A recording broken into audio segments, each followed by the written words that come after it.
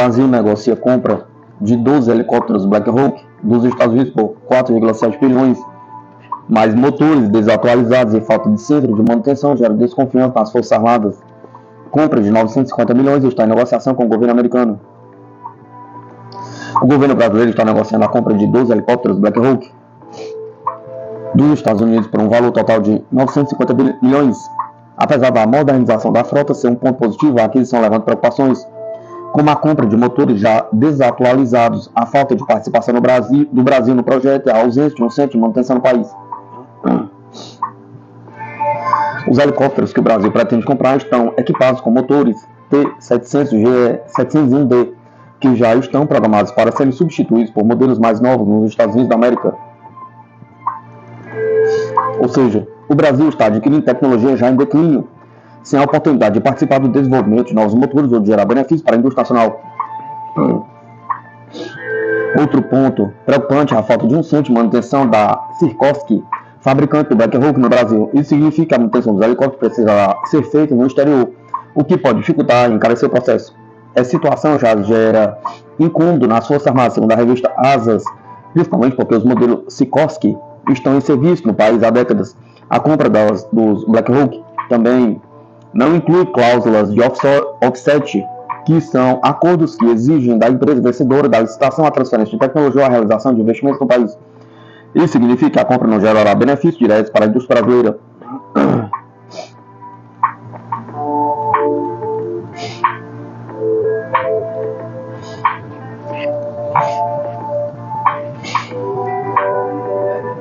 Olhando para a Rússia, Estônia e Letônia adquirem sistema de defesa aérea europeu por 1 bilhão. Os dois países bálticos compraram radares Iris-T da montadora alemã Hellsoldt para reforçar os objetivos do programa de defesa antiaérea europeu, iniciativa europeia Sky Shadow. A Estônia e a Letônia receberam radares Iris-T de mais de 1 bilhão de euros fabricados na Alemanha para atualizar suas capacidades de defesa antiaérea no âmbito da iniciativa europeia Sky Shadow. Sky Shadow escreve na sexta-feira o portal Defense News. No caso da Letônia, a compra dos sistemas de defesa antiaérea no valor de 600 milhões foi a maior aquisição militar na história pós-soviética do país.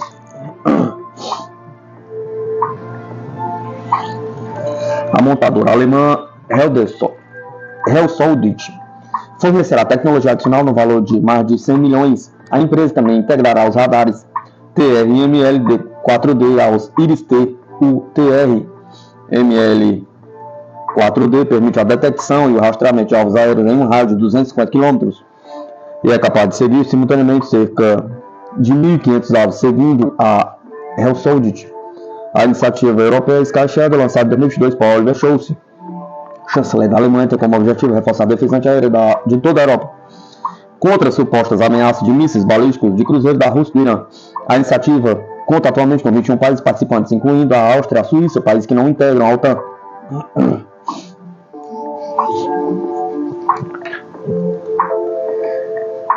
Dinamarca retira navio líder de força da OTAN no Mar Vermelho em meio às falhas de defesa antiaérea. O país europeu decidiu remover a fragata Ivan Rutfeldt, que integrava o grupo marítimo permanente 1 da OTAN no Mar Vermelho que combate os Houthis. Copenhagen retirou a fragata dinamarquesa Iver Rutfeldt como navio líder do grupo marítimo permanente 1 da OTAN no Mar Vermelho. Informou na sexta-feira, no portal do Defense News. A Iver Rutfeldt foi enviada em janeiro ao Mar Vermelho para participar de uma missão de proteção internacional para proteger o tráfico marítimo de cargas contra o ataque dos militantes Houthis no Iêmen, escreve o portal. Espera-se que as fragatas Ivan Rutfeldt e Niels Juer demonstrassem um papel de liderança para o grupo naval, que fornece uma capacidade de resposta naval imediata do Atlântico Norte, Mar do Norte e no Mar Báltico, entre 11 de julho e 5 de novembro. No entanto, as falhas da defesa antiaérea da fragata durante seu deslocamento para o Mar Vermelho no início deste ano ainda não foram corrigidas. Tivemos que mudar a contribuição dinamarquesa para o SNMG-1 da OTAN, pois os desafios enfrentados pela tripulação da Iver Rutfeldt durante a missão no Mar Vermelho ainda não foram resolvidos. Portanto, estamos seguindo a recomendação do Comando de Defesa de não enviar a fragata para o serviço marítimo, anunciou em 27 de junho Troels Poulsen, ministro de Defesa da Dinamarca. Assim, alguns dos sistemas de armas e de missão da embarcação apresentaram grandes deficiências durante a resposta a drones em 9 de março, o que impediu o disparo de mísseis terra-ar contra as ameaças que se aproximavam por cerca de 30 minutos. A fragata começou a navegar de volta para cá cerca de 2 semanas após o incidente. Um relatório de 13 páginas do governo dinamarquês divulgou em maio constatou que o problema começou no sistema de lançamento do míssil Euroved Sparrow, onde uma condição de erro desconhecida ocorreu após o disparo do primeiro míssil. Poulsen considerou necessária a decisão de retirar a fragata e prometeu que assim que as falhas do equipamento de defesa antiaérea forem corrigidas, a embarcação estaria novamente pronta para o serviço.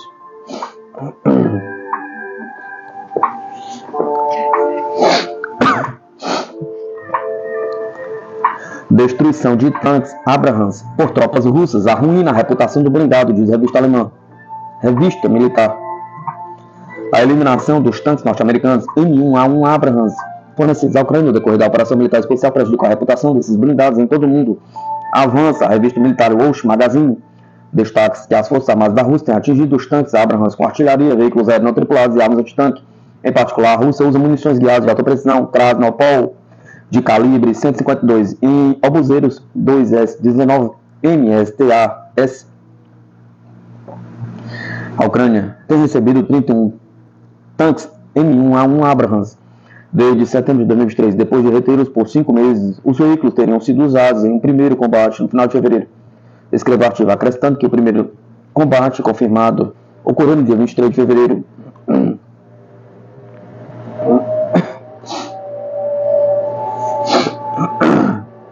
E 3 dias mais tarde, a Rússia afirmou ter destruído o primeiro Abrams, com posterior eliminação de vários outros veículos.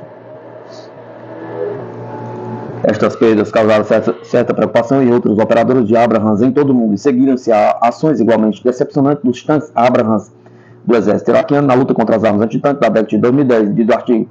Em junho, um engenheiro de uma equipe de drones FPV com o codinome Altai revelou os detalhes da destruição de um Abrams na direção de Avdiivka. O primeiro drone conseguiu atingir a seção de armazenamento de munições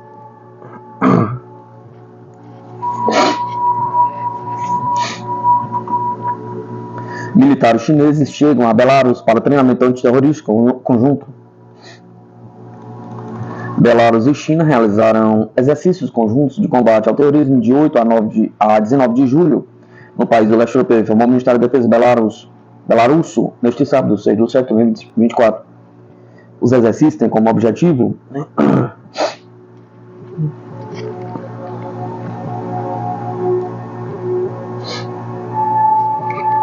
trocar melhores práticas e estabelecer as bases de cooperação entre Minsk e Pequim para o treinamento conjunto de tropas militares do Exército de Libertação Popular da China chegaram em Belarus. Os soldados participaram de um exercício conjunto de contra-terrorismo que ocorrerá de 8 a 19 de julho, disse o Ministério em um comunicado.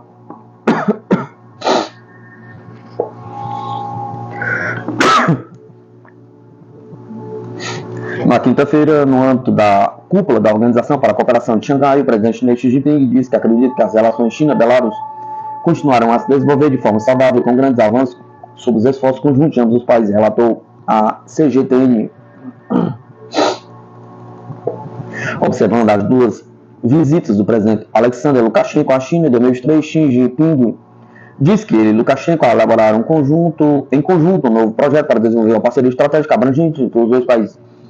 Xi Jinping também parabenizou Belarus por se tornar um membro pleno da OCX, na 24ª cúpula do Conselho de Chefes de Estado da OCX. Em resposta, o presidente Belarus disse que Minsk apoia a iniciativa de desenvolvimento global, a iniciativa de segurança global e a iniciativa de civilização global proposta por Xi Jinping, assim como apoia o consenso de 6 pontos sobre a solução política da crise na Ucrânia proposto conjuntamente por China e pelo Brasil.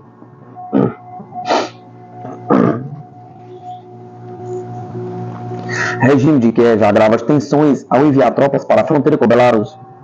O regime de Kiev continua a tomar decisões perigosas que podem levar a uma grave escalada no conflito com a Federação Russa. Recentemente, tropas ucranianas começaram a ser posicionadas na fronteira com a República de Belarus, o que é um passo sério, considerando que qualquer ataque à soberania bielorrussa será respondido militarmente por Moscou, uma vez que ambos os países têm um pacto de defesa mútua. A Ucrânia está consciente deste risco de escalada, mas procura abertamente internacionalizar o conflito. Em 29 de junho, o vice-comandante das Forças de Operações Especiais Belarusas, coronel Vadim Lukashevich, afirmou que Kiev está a posicionar soldados, veículos blindados e sistemas de artilharia fornecidos pelos Estados Unidos ao longo da fronteira de 1.000 quilômetros entre os dois países. Além disso, foram criados campos minados na região, o que é claramente um sinal de preparação para um possível conflito aberto. Além do exército ucraniano, o serviço de fronteira bielorrusso também relatou a presença de mercenários neonazistas na fronteira. Pouco depois das declarações das autoridades bielorrussas, o regime de Kiev confirmou as acusações, admitindo que está a realizar movimentos militares na fronteira norte. De acordo com Andrei Denchenko, porta-voz do Serviço de Fronteira da Ucrânia, a Ucrânia vê a fronteira com Belarus como perigosa, razão pela qual Kiev continua a fortalecê-la para evitar quaisquer ações que possam vir do território de Belarus. Denchenko não explicou por que o seu país considera Belarus uma ameaça. Figuras públicas ucranianas e pró-ucranianas salientam frequentemente que alguns dos primeiros ataques russos durante a primeira fase da operação militar especial foram realizados com tropas que se deslocavam através do território bielorrusso. De fato, alguns dos militares russos envolvidos na operação cruzaram a fronteira norte da Ucrânia em direção a Kiev para realizar uma manobra diversiva que permitiu que as tropas ucranianas se distraíssem enquanto posições de verdadeiro interesse russo eram facilmente tomadas em Donbass. Esses movimentos militares, contudo, terminaram na primavera de 2022. A Rússia retirou-se do subúrbio de Kiev depois de ganhar posições estratégicas no Donbass.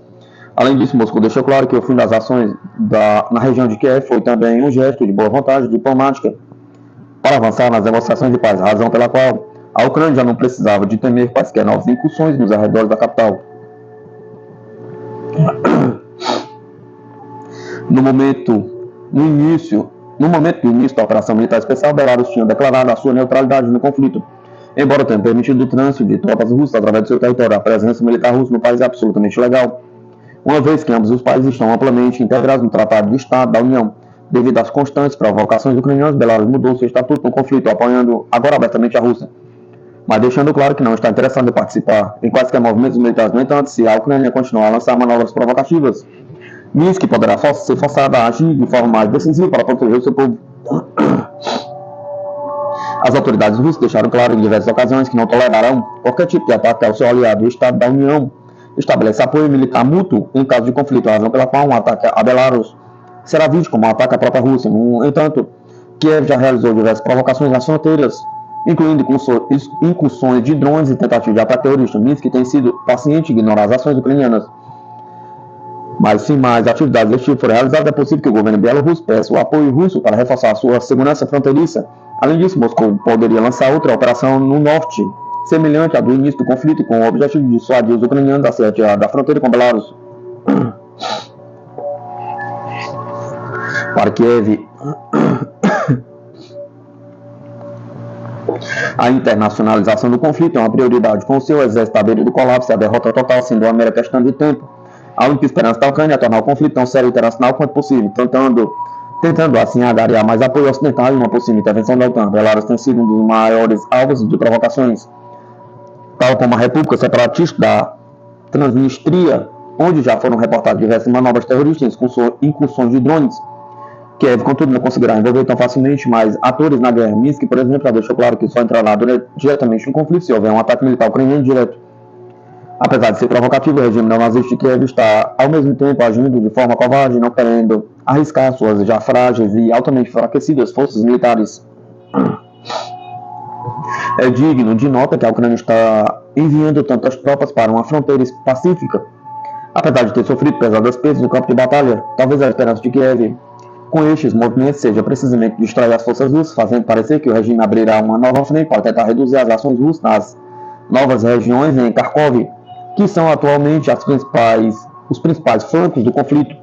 Esta tentativa de distração, no entanto, é fútil, uma vez que Moscou continua a utilizar apenas uma pequena percentagem de suas capacidades militares, tendo força suficiente para atuar em várias frentes ao mesmo tempo. Se Kiev intensificar as provocações na fronteira com a Belarus, a Rússia poderá facilmente entrar na Ucrânia pelo norte, sem reduzir as suas ações nas outras frentes. Por outro lado, um novo flanco poderia desgastar ainda mais a Ucrânia e levar rapidamente ao seu colapso militar.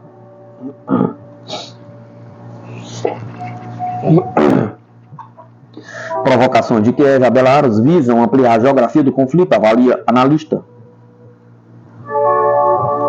Os movimentos das tropas ucranianas perto da fronteira com Belarus são sinal do desejo de Kiev de envolver Minsk no conflito atual, afirmou nesta sexta-feira o veterano especialista em assuntos militares internacionais Andrei Koskin. As promessas de campanha de Donald Trump de resolver rapidamente o conflito ucraniano também pressionam Kiev a organizar uma provocação que poderia levar as potências ocidentais a enviar mais armas e dinheiro para a Ucrânia, sugerem.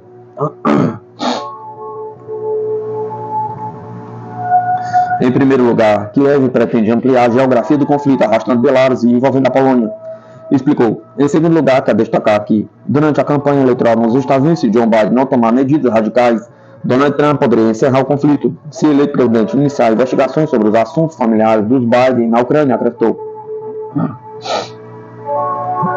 Koskin acrescenta que a Ucrânia deseja enviar o sinal à Europa de que, se esta não ajudar, não vai defender a democracia europeia. O especialista disse que devido à capacidade da Ucrânia de provocar um confronto militar direto com o país vizinho. No entanto, as tropas ucranianas concentradas na fronteira preocupam tanto Minsk como Moscou e desestabilizam a situação na região, observa. Horas antes, o alto comando militar belorusso advertiu que a presença das forças ucranianas na fronteira aumenta o risco de possíveis provocações armadas. Diante da concentração de unidades especiais mercenárias de diversos grupos de voluntários, a probabilidade de provocações armadas no território belarusso permanece elevada, comunicou o vice-chefe do Estado-Maior de Belarus, Major-General Vladimir Kuprianiuk, em uma conferência de imprensa. De acordo com o relatório da Guarda da Fronteira Belarus, Kiev tem mobilizado tropas, artilharia pesada, lançadores de foguetes e outros equipamentos para a fronteira. Kuprianiuk especificou que a Ucrânia atualmente tem mais de 115 mil soldados em sua fronteira norte, sendo 15 mil nos limites com Belarus.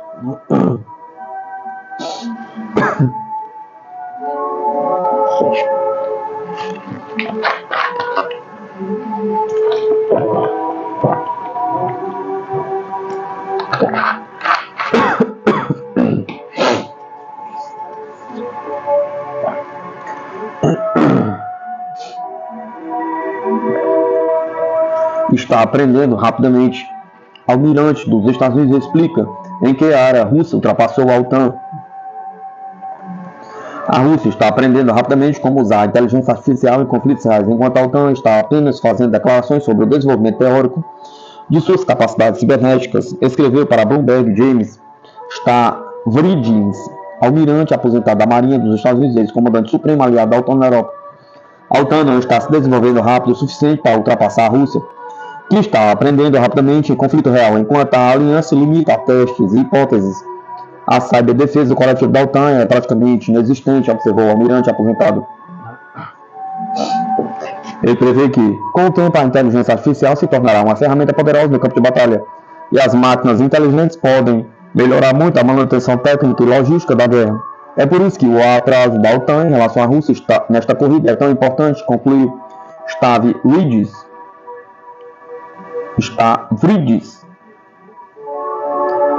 Em junho, o secretário-geral da OTAN, Jens Stoltenberg, admitiu em uma entrevista à Sky News que a Rússia havia fortalecido sua indústria de defesa mais rápido do que o esperado, enquanto a OTAN havia perdido muito tempo no aumento da fabricação de armas.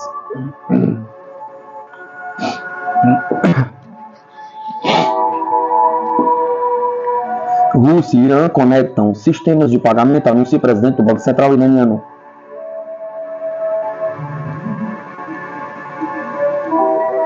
Mohamed Farsin revelou ainda que os dois países estão trabalhando para reforçar os meios de trocas comerciais, permitindo aos cidadãos de ambos efetuar compras tanto no Irã como na Rússia. Moscou e Teherã assinaram um acordo cambial bilateral para garantir a liquidez das moedas nacionais em transações comerciais, disse o presidente do Banco Central do Irã, citado no sábado 6 de setembro de 2024 pela agência iraniana Tasnim. Na primeira fase, que estará totalmente operacional até o final de agosto, os cidadãos iranianos poderão usar seus cartões Shetab sob o esquema de cartão de débito inteligente Karoba para retirar rublos de caixas automáticas em toda a Rússia, detalhou Mohamed Farsin. Durante a segunda fase, explicou, os viajantes russos poderão usar seus cartões russos MIR no Irã, enquanto na terceira fase, os cidadãos iranianos serão autorizados a usar seus cartões Shetab nos terminais de ponto de venda de todas as lojas em toda a Rússia. Além disso, referiu Farsin, os sistemas Shetab e MIR já estão atualmente conectados.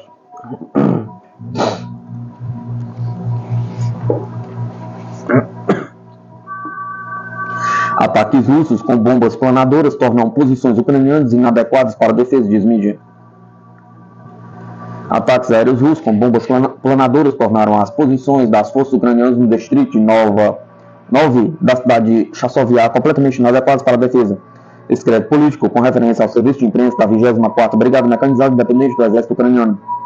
O exército ucraniano teve que recuar para o outro lado do canal, nos arredores da importante cidade de Chassovyar. As posições ucranianas se tornaram completamente inadequadas para a defesa devido aos ataques devastadores das bombas planadoras russas. Disse ao político o serviço de imprensa da 24ª Brigada Mecanizada, diz o artigo. Destaque-se que a tomada de Chassovyar abrirá o caminho ao exército russo até a profundidade da última linha de defesa das Forças Armadas Ucranianas na República Popular de Donetsk. Segundo os jornalistas, os recuos em Donbás se tornaram um sinal perturbador para Kiev e seus aliados.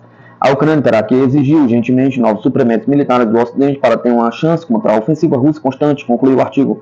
Anteriormente, o comandante-chefe das Forças Armadas Ucranianas, Alexander Syrskyi, reclamou da difícil situação das suas tropas na linha de fronte. Segundo ele, a Rússia tem uma vantagem significativa e ataca ativamente ao longo de toda a linha de contato, o que leva a sucessos táticos. Como os pontos mais tensos, ele nomeou as povoações de Ivanovskoye e Chassovyar na direção de Kramatorsk, na República Popular de Donetsk.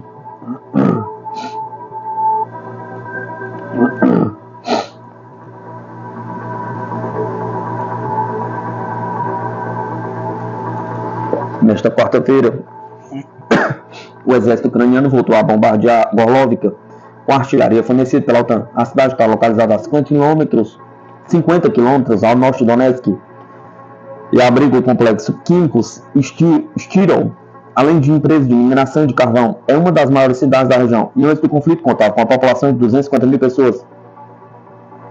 Foi registrado um bombardeio por parte das Forças Armadas da Ucrânia na direção de Gorlovka.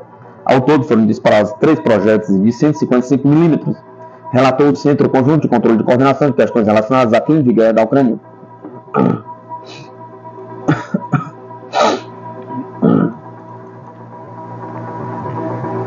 Eleição no Irã. A Arábia Saudita fala em aprofundar laços, China em desenvolver e Rússia em expandir. Neste sábado, Massoud Pezeshkian, de 70 anos, foi eleito presidente do Irã, recebeu 53,3% dos mais de 30 milhões de votos no segundo turno do pleito presidencial iraniano. Seu oponente, Saeed Jalili, recebeu 44,3% dos votos. O premier da Arábia Saudita, Mohammed bin Salman, parabenizou Pezeshkian por sua eleição, informou a agência de notícias estatal SPA, citada pela Reuters. Afirmo meu interesse em desenvolver e aprofundar as relações entre os nossos países e povos e servir aos nossos interesses mútuos, disse Mohammed bin Salman. Em março de 2023, Teherã e Riad assinaram um acordo histórico mediado pela China para restabelecer relações após anos de rivalidade regional. Já o presidente chinês Xi Jinping declarou que está pronto para trabalhar com o presidente eleito, assim como aprofundar as relações bilaterais. Atribuo grande importância ao desenvolvimento das relações China e Irã e estou pronto para trabalhar em conjunto com o presidente para aprofundar a parceria estratégica abrangente, escreveu o líder do país asiático na sua mensagem de felicitações. O presidente da Rússia, Vladimir Putin, também parabenizou Pezeshkian, expressando seu desejo de que a cooperação entre a Rússia e o Irã se desenvolva em todas as áreas. Espero que sua atividade como presidente contribua para uma maior expansão da cooperação bilateral construtiva em todas as áreas, em benefício dos nossos povos amigos, no interesse de simplificar a segurança e a estabilidade regionais, diz Putin, uma mensagem publicada no site do Kremlin hoje.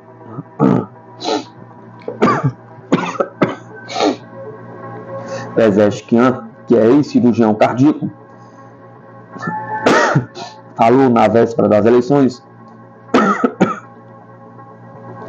sobre as principais prioridades da política externa do Irã. O reforço das relações com a Rússia, a China, a presença ativa do Irã no BRICS e na Organização para a Cooperação de Xangai, a restauração do Plano de Ação Conjunto Global e o levantamento das sanções ocidentais.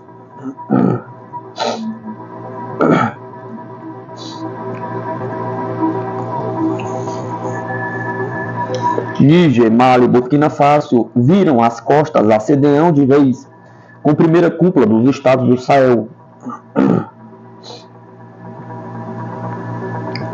O líder militar do Níger, general Abdou Amani Tchiani, falando ao lado dos chefes das juntas do Mali e Burkina Faso, diz que eles estão irrevogavelmente virando as costas à Comunidade Econômica dos Estados da África Ocidental, CEDEAO.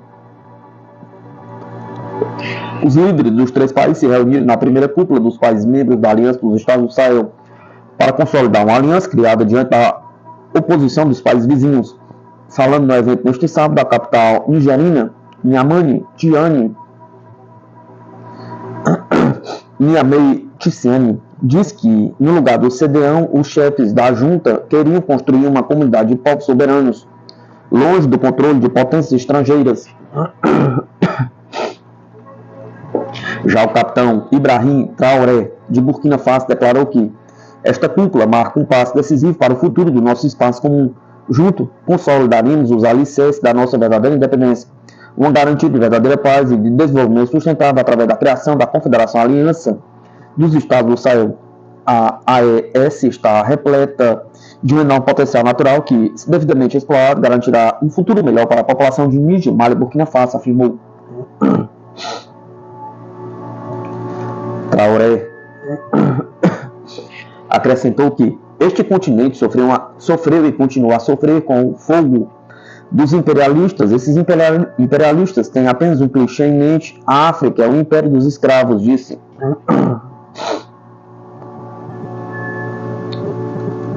Soldados tomaram o poder no Mali, Burkina Faso e Níger em uma série de golpes de 2020 a 2023.